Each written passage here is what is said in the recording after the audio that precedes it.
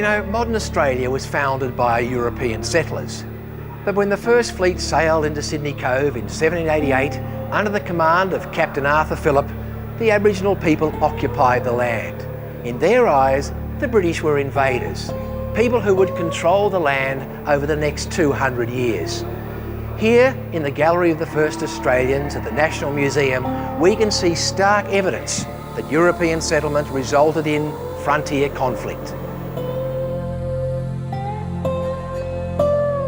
You know, if we look very carefully at our own local environments, we can sometimes find evidence of frontier conflict that occurred between Aboriginal people and Europeans. Now, here at East Perth, at this old cemetery, we find the gravestone that's dedicated to 3 explorers who were attacked in 1864 and killed pretty close to a little town called Broome on the northwestern coastline of Western Australia.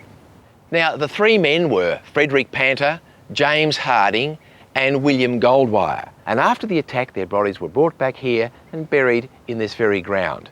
Now, it's estimated that at the time, half of Perth's entire population attended the funeral. It must have been a very significant event. Now, we all know that memorials are evidence of the past. They're built to commemorate great events, to commemorate the works of great people, and this memorial's no exception. It's a public statement being made by the people. 130 years ago, they felt something significant had happened. This significant event should be remembered in history. Future Australians should be encouraged to learn about it. When you walk in this park, they wanted you to stop, look at this memorial and remember. But it's also a memorial that says more than that.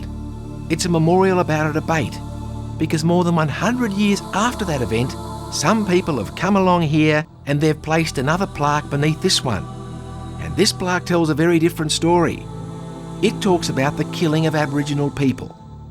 People who tried to prevent invaders from Europe coming and taking over their country. So they're wanting us to walk in this park, to stop, to look and remember. So this is the mystery you have to try and solve. Which version of the story on the monument is accurate? Which one of them is true? What really happened in Broome more than 130 years ago?